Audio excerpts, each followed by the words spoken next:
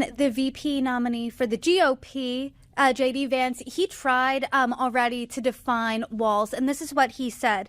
They make an interesting tag team because, of course, Tim Walz allowed rioters to burn down Minneapolis in the summer of 2020, and the few who got caught, Kamala Harris helped bail them out of jail. What's the Democrats' response when the GOP is predictably going to be running photos and videos of Minneapolis in the summer of 2020? Look, they're going to have to answer with their own attack. And I think that it's always better to answer, not to answer necessarily, but to attack from your own position of strength. So rather than be defensive there, I think you can say, that's being overblown. They're sensationalizing that. That's not what happened. What happened on the ground was much more complicated. But let's talk about what Trump did during COVID. Let's talk about what Trump did to exacerbate the problems within the country and the divide within the country during the time that he was in office. And, come back on their own position of strength, not necessarily answering some of those attacks. I think that they've got to not laugh off, but sort of give the back of their hand and say, they're exaggerating. Nobody wanted violence. No one was just letting people out of jail. This is the same old from the Republican Party who doesn't want to talk about what happened for the 4 years with the office. Walz is an interesting pick for VP nominee because he is from Minnesota. Minnesota is a blue state. Only 10 electoral votes compared to Shapiro's 19 votes in Pennsylvania, where that's a battleground state, swing state. But do you think that because he is a Midwest state and he represents that, do you think that he will help Democrats win more Midwestern votes? That's certainly the hope, right? He's a former educator, coach. He's somebody who did serve. Someone joked yesterday, put a red hat on him, he would almost look like a MAGA voter. He's sort of straight out of that central casting. And so I think the hope is that they can move him around in those Midwestern states and those Great Lakes states, and that he will appear to be somebody who reminds those voters of themselves, that he's relatable, and that he can do some good shoring up some critical votes in those other states, because as you point out, his own state is already in the bag.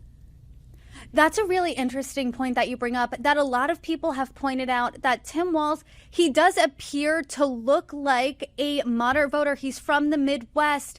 There's a lot of videos on social media of him helping people with their car. He seems like just that classic dad, but he has this really progressive record. And it seems like both VP picks, whether it be JD Vance or Tim Walz, appeals to the more left and more right side of the party. Do you think strategically that was the right move here? I thought strategically she should pick someone who appears more moderate, because I do think that right now, the way that you're going to win this race, you're not changing the hearts and minds of the 90% of the Democratic electorate for whom their choice is made. You're not changing the hearts and minds of the 90% of the Republican Party for whom these decisions are made. You're appealing to 5% of the vote in the middle in 7 states. That's really what this comes down to. And so I think anyone who can help you sort of reach out to the middle and appear to be sensible centric is what is going to ultimately win. And I think that JD Vance, has proven himself to be a little bit of a liability for Trump out of the gate with some of his comments. And I think the Democrats are hoping that with this pick, it's conciliatory for the base. It's not going to enrage the base. It's not going to alienate people in the base. Now let's see what he can do to sort of reach across the center.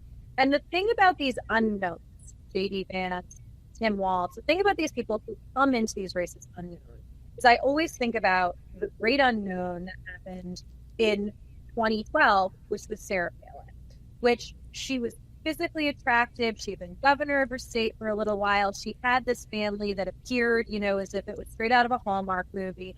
And then you dig just beneath the surface and you push just a little bit on some of the questions, and she completely collapsed. And so that's the danger with somebody when you're doing these things based on people who are sort of unknown nationally.